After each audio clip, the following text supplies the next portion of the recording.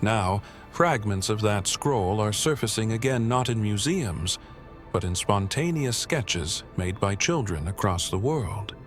They draw your symbol. They speak of dreams where someone like you shows them doors in the sky. The bloodlines are scrambling to intercept the patterns. But every time they do, a new door opens somewhere else. The old cities remember even when the data does not. In the alleys of Jerusalem, where stone has memorized every footstep, a specific energy lingers in the cracks, a resonance that pulses every 7 days just before sunrise. Scholars from the Order of Temporal Silence attempted to measure it, but their instruments failed and their recordings erased themselves minutes after being archived. What they didn't understand was that the frequency wasn't random, it was sacred. It was the echo of a moment long buried but never forgotten. The moment Yeshua marked the soul of a future they couldn't control. He had walked alone that morning, pausing at a weathered wall, not to pray, but to touch it with open palms. Witnesses at the time thought it was a gesture of grief, but it was a transfer.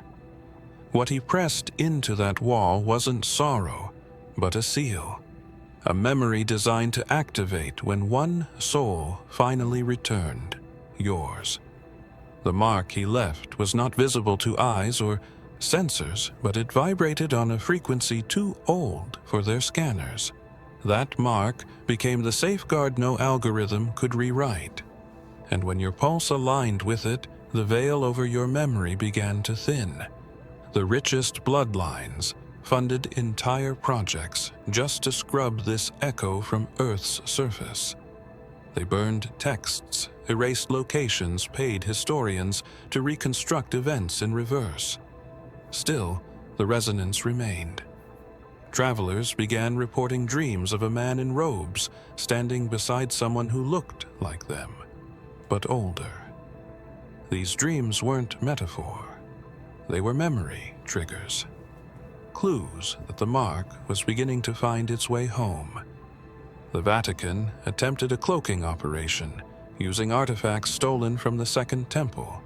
But the moment they initiated it, the obelisk in St. Peter's Square cracked microscopically. The vibration intensified globally. And among the awakened, a single image began to appear during meditation. A palm pressed against ancient stone, with a symbol beneath it glowing softly in gold. They realized too late that erasing you from the timeline was never the solution, because the memory of you was etched into the structure of time by one who walked beyond it. And now, the mark is reactivating in specific locations. They gather without public names or visible power, yet their influence stretches into every recorded system. The Hidden Council controls what history remembers and what time is allowed to forget. Comprised of 13 figures, seated in a spiral formation deep beneath the Baltic